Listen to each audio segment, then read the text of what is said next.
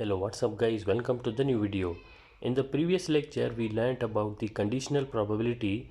Now in this video we will solve one example regarding the conditional probability.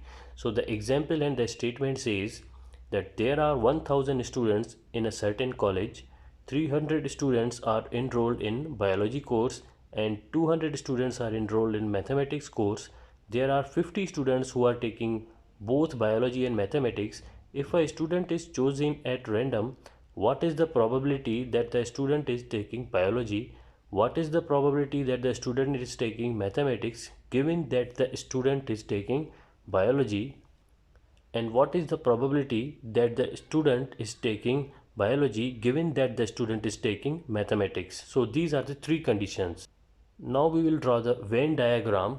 So this is the universal. The total number of students in a class are 1000.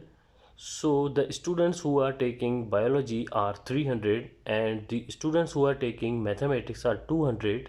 So the students who are taking both biology and mathematics are 50. So the first statement says that what is the probability that the students are taking biology.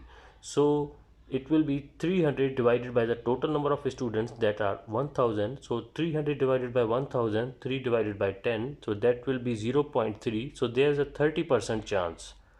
And the second statement says that what is the probability that the students are taking both mathematics and biology among all those students who are taking biology, or in other words we can say that how much of mathematics is in the biology from this diagram.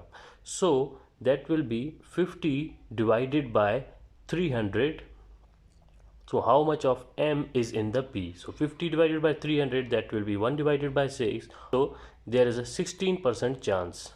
And the third statement says that what is the probability that the students are taking biology given that the students are taking mathematics.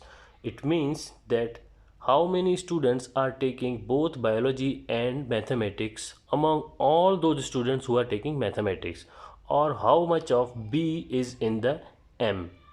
So we can say that 50 divided by 200, so 50 divided by 200, that will be 1 divided by 4, so 0.25. So there is a 25% chance.